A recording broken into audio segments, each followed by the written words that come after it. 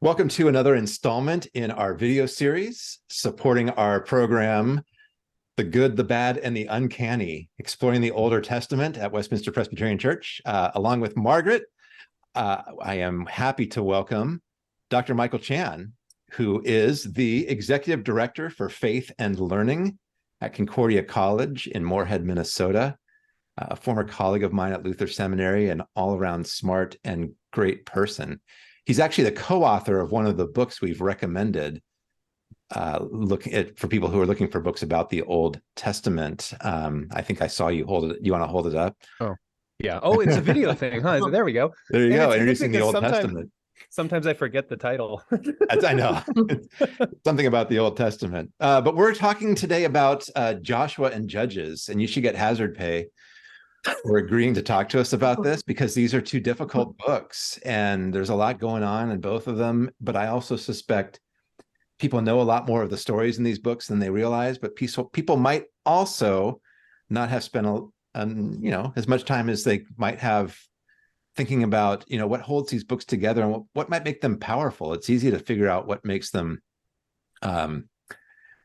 morally concerning, but what else is going on? So maybe we'll start there with Joshua. Michael, is this just a conquest story? Or is it about more than just taking over land? Oh, this is such a great question, and I especially appreciate the inclusion of the word "just" a conquest story. Of course, that is a really important part of it. I wonder, Matt, if I may back up for just a moment and say I think there's a larger narrative context to consider before we dive into Joshua, the book of Joshua and Judges, because in some ways the two have to be dealt with in tandem. It's almost like the books of Ezra and Nehemiah. They weren't written as one book, but they really are conversation partners. And so you all have just finished working through the Pentateuch, so the creation of the world to the death of Moses, and the people are there at the edge of the promised land. And the book of Joshua really enters into what some people call the Deuteronomistic history, which is really part of a much larger story arc from Genesis to 2 Kings, which we sometimes call the primary history or the Enneateuch. And it's important to remember, for referring to nine books, it's important to remember that larger arc of history begins in Genesis 2 and 3 with land loss, and it ends in the same way in 2 Kings with land loss. And so why does that matter? It matters because of a very important quote or a phrase that, Matt, you like to use and have used in the past, and that is that these stories are written by survivors. Or maybe I think the way you say it, Matt, is history is written by survivors, right? So sometimes, sometimes those survivors happen to be victors, but sometimes they're victims, and that is certainly the case in stories like this. That these are the Enneateuch, Genesis, Joshua, all these books. None of these are written by those who ended up on the top of the world. Quite the contrary, right? Again, this is a much larger narrative complex that ends with military, cultural, and social defeat. And that matters when you're going to read a book like Joshua, which tells a very different story about this people's identity. So maybe just as an initial statement, either of you want to jump in on that? Yeah, no, that's you're really opening something up for me. I mean, that feels really different from reading this sort of from the perspective of the victors or the conquerors, which I think in a sort of American context can often be how these get read. I do think I'd love to also hear from you about sort of the tale that these stories have had, or the ways that these stories have been used by people who are not, survivors or victims, but are victors, and what have these texts done in the world? I don't know that we need to start there, but I think acknowledging what these texts have been used for too will be important to this conversation. Well, I'll just say, I think in the same way that we sometimes like to talk about human beings as living at complex intersections, of identities, and everything from race to class and gender, sexual identity, people are all kind of a complex intersection of things. The same is true of these books. And so on the one hand, we do absolutely have to read this as a story of conquest. And when we think about the story's afterlives, the way it's been interpreted subsequently, that is part of it, right? These are narratives that have been very, very explicitly used for purposes of colonization and domination. That's part of its history. It's part of its legacy. We have to talk about it and talk about it really seriously. But these stories are every bit as intersectional as the complex neighbor that you know.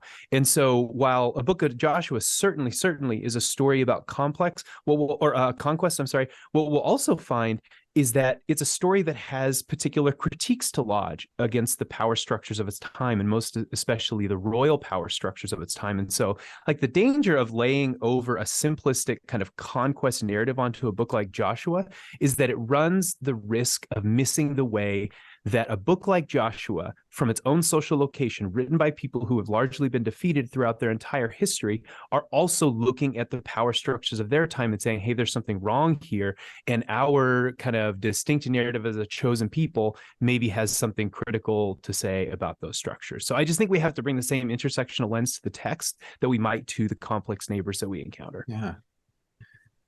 Can you unpack that a bit more? Like, how does Joshua criticize the power structures, either of Joshua's time or of the time in which the books are written, or both?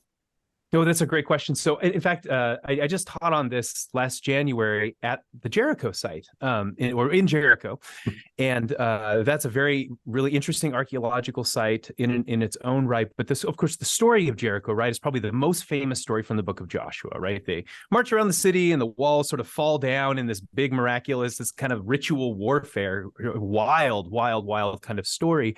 And on its own, like, that's extraordinary, right? Like, God is, sort of performs this miracle. It's absolutely a bloody miracle, not unlike that in the book of Exodus. But we need to ask the question, why does this story focus so much on walls?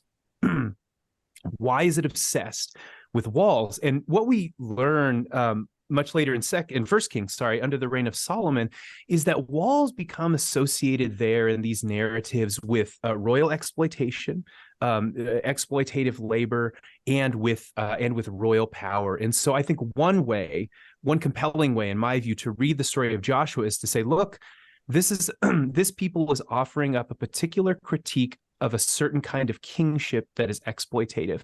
And of course, the books of Joshua and Judges, their model of governance is theocratic, right? There isn't a king at the top. That will come about later in First Samuel, which also is critical, right? That's another book that's also critical of kingship and whatnot. And Judges, it has some different views on this, but for the book of Joshua, it does seem to have this kind of critique of kingship as is used by the surrounding nations.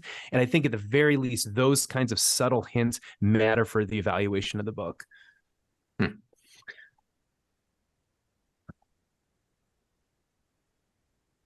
Go ahead. I don't have anything else to add on that point. Do you want to talk a bit about the history that it describes? Like, what do we know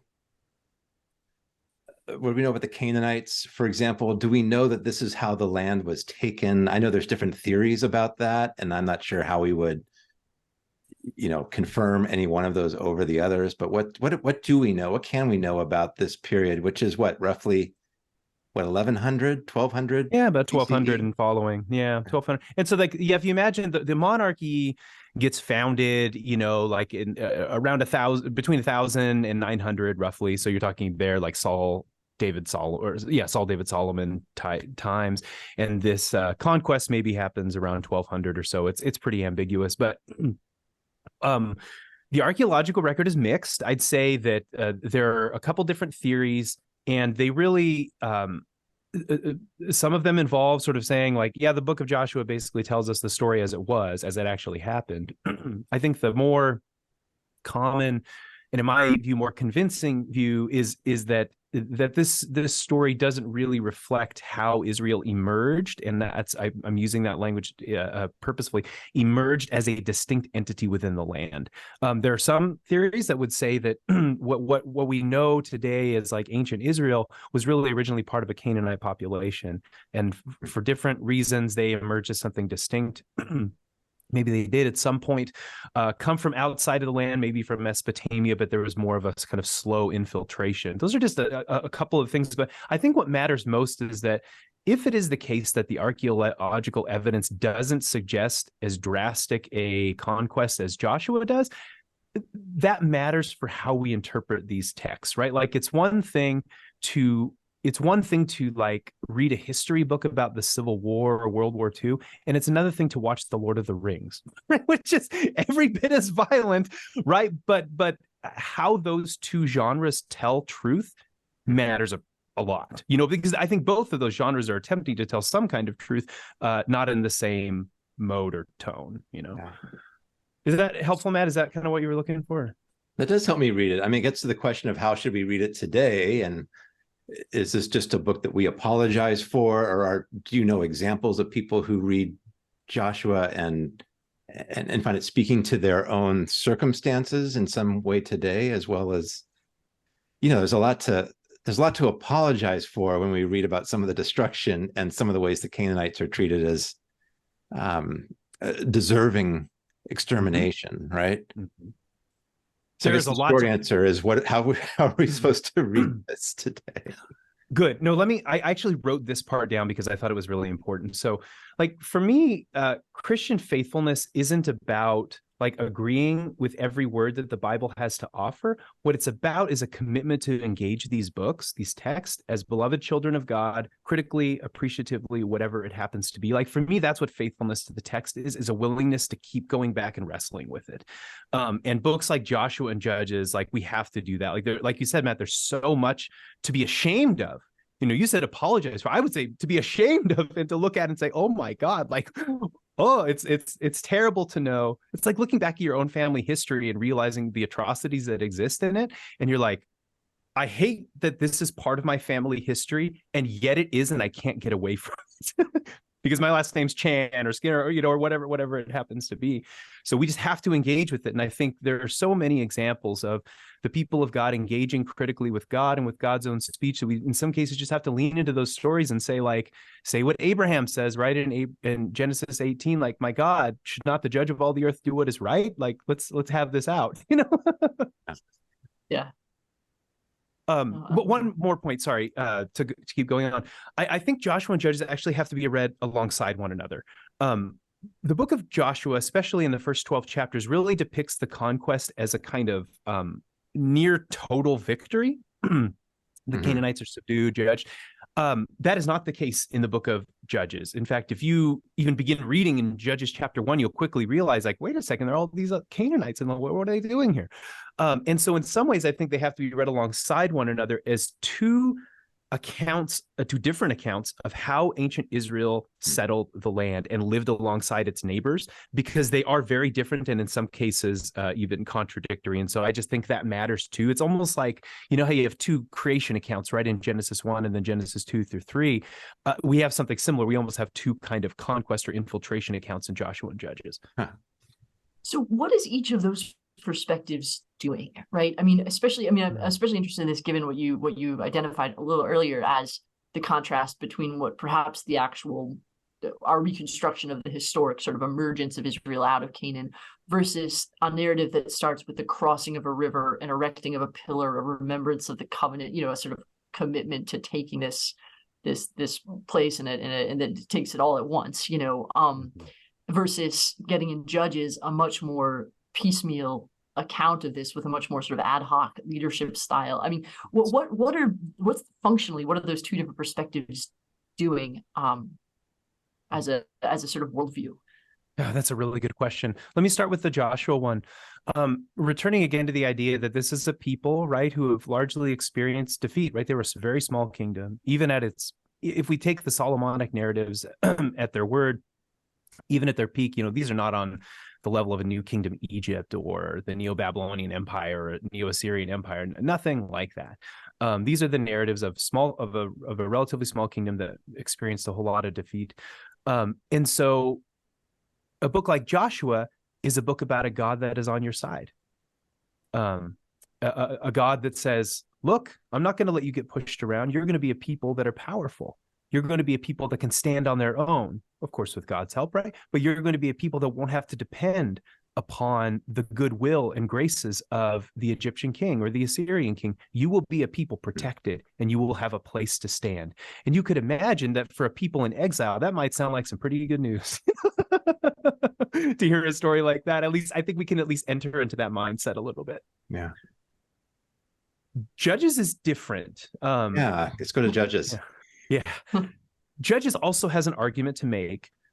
I think it's a little bit harder to link it to the experiences of the exile, but I think that one of the major theological arguments of Judges is when people don't have a kind of governance structure, in the case of their time, a king, then things go pretty badly. And Joshua and Judges, really, the book ends that way and said, this is sort of what happens when people don't have a king. And so I think Judges is in some ways a setup for what will come later. It's a kind of argument for why kingship needs to happen. And so it accompanies sort of the voices of the people who say to Samuel, hey, we want a king like the other nations. That's, I think, the angle that it has, and what it's trying to push for is some kind of king. So is Judges, is it supposed to be funny in places? When you've got stories like so. Ehud, I think Samson's kind of just a knucklehead on purpose. I mean, is humor part of the theological rhetoric of that book, do you think? Absolutely. Yeah. I mean, those stories, I would say, like, it has great entertainment value. I mean, the story that, it's like a grotesque kind of entertainment. Like, if you're into that, okay. But yeah, I think there's a lot of, I'd say there's a lot of absurdity in it too. And even kind of reversals, right? I mean, think about Yael, JL, and the way that she is able to kill the foreign general, the enemy general, and to do it in a way that has elements of seduction, that has elements of sort of killing a man with a phallic instrument, right? Like, there are a lot of layers to stories like that I think are deeply subversive, and that are also both absurd, but in a way that critiques the culture, Wild stories. Samson is wild. Yeah. Yeah. Fill us in a little on the wildness of Samson. I think people have a Sunday school vision of him, but what is he like as a character? I mean, he is one who gets some of the most attention in the book. It's true. There are a lot of chapters dedicated to Samson. That's true. Maybe it's worth saying that Samson is among the judges, just like Deborah and others, Gideon. And these judges are not sort of like, Sonia Sotomayor, right? These are not like Supreme Court judges necessarily. They are saviors. Some of their, like Deborah operates a bit in that way, but they are charismatic, often temporary deliverers of their people. And so, if you think about kind of famous sort of action heroes of our own time, like, we forgive a lot of bad behavior from them because of what they're able to do on our behalf. Yeah. Or like the kind of like carnage they're able to visit upon the world. And I think of Samson that way, that he is a messed up dude, and certainly not a moral exemplar. A lot of the people in here aren't, and they shouldn't be read that way, but he defeats the Philistines in a remarkable way, and he gives his own life for it. And so I think, in the same way that we often forgive a lot of behavior from our heroes, especially the warrior types, that people probably thought similarly about Samson. Do you want to say a little more about the women in Judges? Margaret and I were talking about this earlier, in particular, that, I mean, there's some horrific stories, but you also have somebody like Deborah, who's one of the most powerful women in the Bible in terms of influence, political power. Is that fair to say? I mean, yeah, I mean, there's any easy conclusions we can draw from how what's going on with that? How is gender sort of functioning in this book, in this sort of absence of a kingship? Where do women have more power? Where do they have less power? How does that, what's unique about the role of gender in the book of Judges? Yeah, it's, you sort of get the highest of the highs and the lowest of the lows, in the sense that there are some remarkable women, right, who do some incredible things. Again, thinking of Yael and thinking of Deborah. But I think part of there's some horrific things. I think of the Levite's concubine. I think about Jephthah's daughter, who gets sacrificed. It's a play off of the Isaac story, right? Except Isaac gets saved, which is another issue. But part of the book's argument, I think, is that when there isn't some kind of governance structure to promote the flourishing of human life, like, women really suffer significantly and in some very horrific ways. I think it's part of the book's argument, and again, the Levite's concubine and the story of Jephthah's daughter are just like prime examples of this. Because the stories in this book are shocking for a reason, right? Like, the author's trying to show you this is what happens when human beings don't have structure in their society. I have another question, which is maybe about both books, but it might even privilege Joshua a little bit. So one of the things the Israelites are commanded to do is to destroy everything and kill everyone, and there's problems when they don't. And so it's a particular understanding of warfare that's more about extermination than it is to simply taking over land. Is that fair to say? And where does that come from? Because it gets ritualized, doesn't it, in some ways, in terms of this is what God demands? No, it is ritual warfare. I mean, we just have to, it's called, the ban or harem, when a thing is sort of dedicated to the ban, it is an act of total destruction, right? Like, that is the point, and it's ritualized. Absolutely. It is important to say that is not the normal means of warfare for ancient Israel. Ancient Israel has, laws around what it can and cannot do in warfare. Deuteronomy especially lifts these things up. And so I think it's important to note that, like, the harem style warfare is exceptional, and represents a kind of special ritual act that doesn't constitute the entirety of how Israel thinks about warfare. Israel has, laws that keep it in check in different ways. And so I just think it's a complicated picture. It's horrific, horrendous, but it's not the only thing to say about Israelite warfare. Mm-hmm. Okay. Yeah. So we've said a little about, what Book of Joshua says about who God is, right? God is a God who's on your side, who will stand with you. What does Judges say about who God is? What's the sort of theological frame behind Judges, or the question that's being raised there? This is a really good question. So you'll notice in the Book of Judges that often the stories follow a kind of cycle where maybe the people forget about God, and then they get handed over to their enemies, and then they cry out and realize that they've done wrong, and then God raises up a deliverer, right, like a Samson or something like that, or a Gideon, to save them. And so deeply embedded within both books, actually, this is a connecting point between both books. Deeply embedded within both books is that faithlessness to God and faithlessness to the neighbor is dangerous. That when we choose to do harm to one another and harm to God, like, those are two sides of one coin, really. Like, Jesus talks about the two greatest commandments. He's really, in some ways, like, summarizing a theological concept that exists throughout so much, especially the Deuteronomic literature, like Jeremiah and then Deuteronomy and what follows. That faithfulness, breaking faithfulness to one breaks faithfulness to the other. And it's not just like that has ripple effects, right? That impacts the entirety of one's society when one engages in that. And so this cycle of judgment is in part a reflection of that theological claim. Yeah. I think I have time for one or two more questions here. This is maybe getting back into the bigger question of where the whole story is going.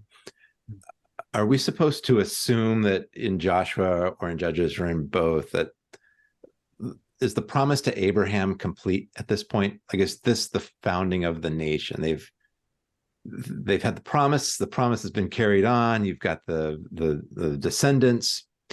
You've had the escape from Egypt. You had the giving of a law. Is this now, like, I know that Judges ends in chaos, but for the most part, is there a kind of understanding of God has kept God's promise and now it's done? Because there seems to be kind of an open-endedness to it, that they're still expecting more. And is that because the story is going to continue to go downhill, so to speak? I mean, it'll go uphill a little bit, you know what I mean? But there's a complicated story to come.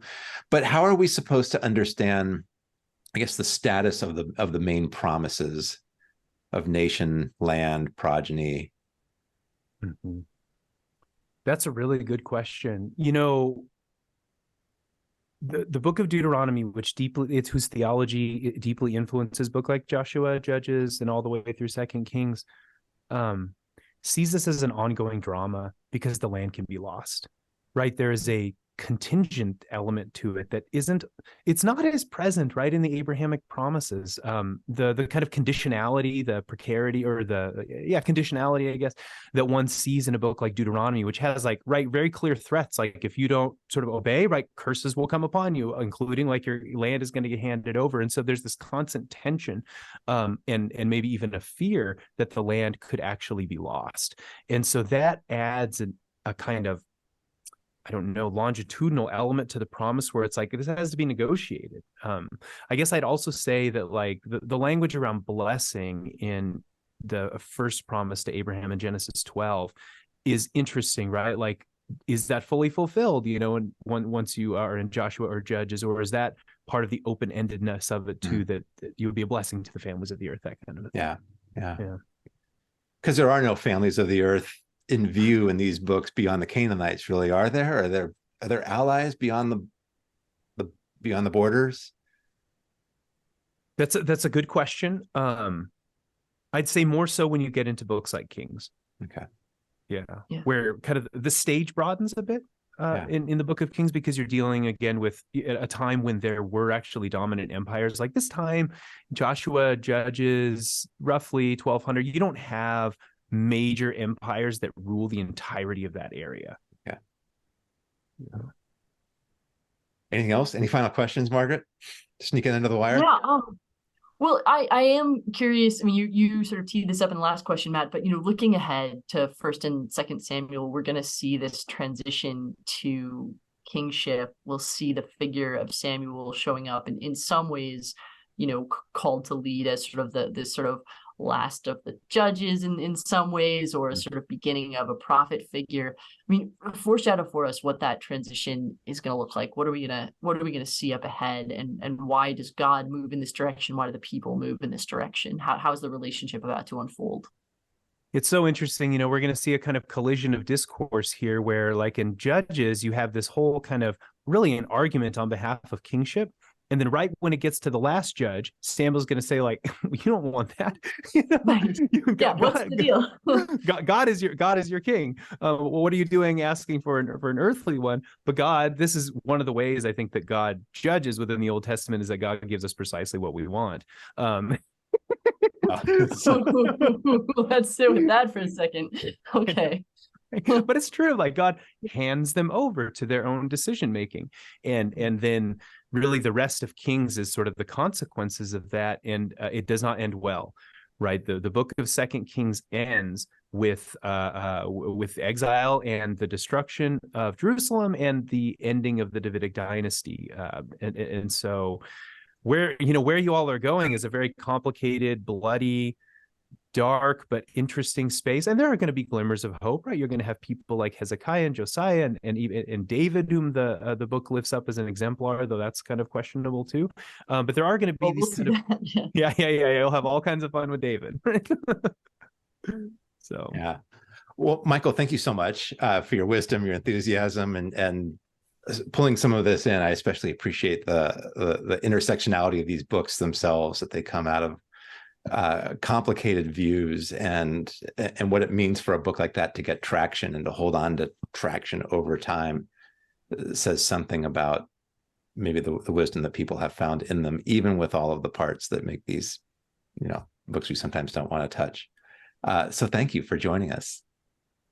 It was such a blessing, Margaret. Thank you so much. And Matt, so good to see you again, and blessings to your church and to those who are listening.